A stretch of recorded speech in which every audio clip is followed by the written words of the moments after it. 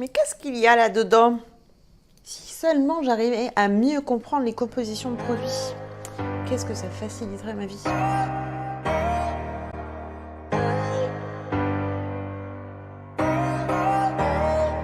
Alors, bienvenue sur Écologie Citadine. Comme vous l'avez compris, aujourd'hui, on va apprendre ensemble à lire les étiquettes. Ce que je vais vous expliquer, ça va être vraiment orienté sur les produits cosmétiques, en particulier les produits pour les cheveux. En fait, comme moi, j'ai plus de produits pour les cheveux qui contiennent plus d'un seul ingrédient, j'ai pas pu vous en montrer. Donc, j'ai trouvé une purée de tomates qui fera l'affaire.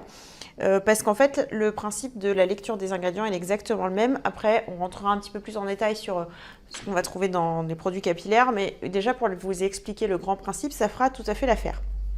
Alors, donc si on regarde cette purée de tomates, donc on peut voir purée de tomates 91%, oignon 4%, huile de tournesol 2%, sel. Et ensuite, il y a mélange d'épices, blablabla. Le principe de base, quand il y a une composition qui est écrite, c'est que les ingrédients sont rangés par ordre d'importance dans le produit.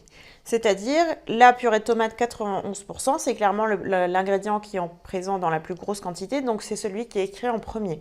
Et donc ça, c'est vrai aussi pour vos produits cosmétiques. Le premier ingrédient, c'est celui qui est présent dans la plus grande quantité. Donc c'est pour ça que très souvent on trouve de l'eau donc aqua dans les premiers ingrédients, parce que souvent il y a beaucoup d'eau, parce que ça remplit, c'est pratique. Et donc plus on avance dans la composition, moins les ingrédients sont en grosse quantité. Donc là, si j'avance un peu dans ma composition, après ça termine, j'ai 0,3% de plantes aromatiques, dont 0,18% de basilic, et à la fin j'ai de l'acidifiant. Donc vous voyez 0,3%, c'est pour ça qu'il est dans les derniers, il n'y en a quasiment pas. Donc ça, c'est un premier truc déjà qui peut vous aider, c'est de voir quand on vous dit, par exemple, ce produit, il est à l'extrait naturel de concombre. Regardez en fait dans votre composition, le concombre, il est placé en quelle position? Donc alors évidemment, il faut aller trouver le nom latin du concombre parce que c'est pas toujours traduit. Mais parfois c'est écrit entre parenthèses, mais c'est pas toujours le cas. Mais vous faites un petit coup de Google, vous allez taper, vous allez trouver c'est quoi le nom latin du concombre, et donc vous pouvez aller repérer dans votre composition à quel niveau il est placé. Donc si vous voyez qu'il arrive vers la fin des ingrédients, c'est qu'en fait, il n'y a quasiment pas de concombre dans votre produit. Donc déjà, vous pouvez vous poser des questions. Et le problème, c'est qu'il y a beaucoup de noms latins. C'est vrai que c'est pas toujours facile de se repérer parce qu'un nom latin, ça peut être un produit naturel. C'est-à-dire que, en fait, toutes les plantes qui sont répertoriées dans le monde ont des équivalences en nom latin. Et pour une question, je ne sais pas si c'est pour que ce soit lisible partout dans le monde, même si c'est pas logique, c'est toujours écrit en latin. En tout cas, c'est le cas pour les cosmétiques, c'est pas le cas pour cette boîte de tomates, mais c'est écrit pour les cosmétiques en latin.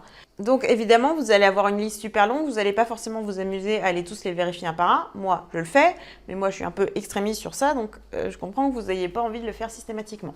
Par contre, ce que vous pouvez faire, c'est regarder plusieurs choses. Donc, petit 1, regardez votre ingrédient principal, où est-ce qu'il est placé dans la composition, ça c'est une première chose à faire.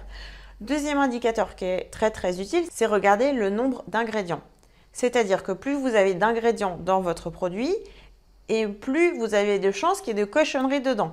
Parce que s'il y a beaucoup d'ingrédients, il y a de fortes chances que les produits, ce soient des agents de texture, des colorants, des aromates artificiels, du parfum.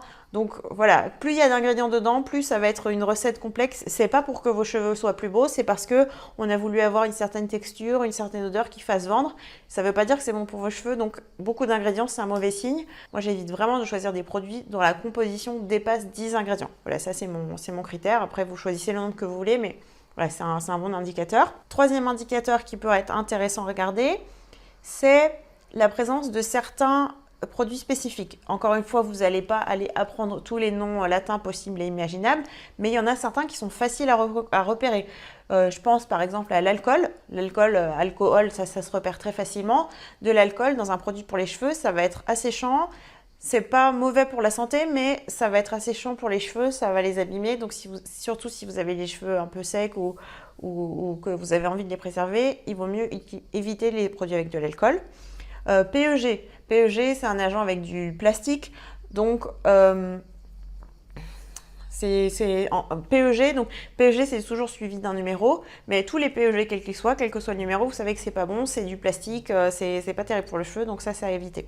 Voilà, vous pouvez comme ça vous faire une liste, apprendre juste 2-3 petits mots-clés que vous allez repérer, vous savez qu'ils sont souvent dans les ingrédients, donc vous avez évité ces produits-là. Il y en a un autre, c'est l'inalol, c'est pas un ingrédient, mais il est obligatoire d'être indiqué sur la composition. En fait, c'est un composant, je suppose que c'est le mot composant, qui se trouve dans toutes les huiles essentielles. Donc ça veut dire que s'il y a des huiles essentielles dans votre produit, il y a forcément du linalol.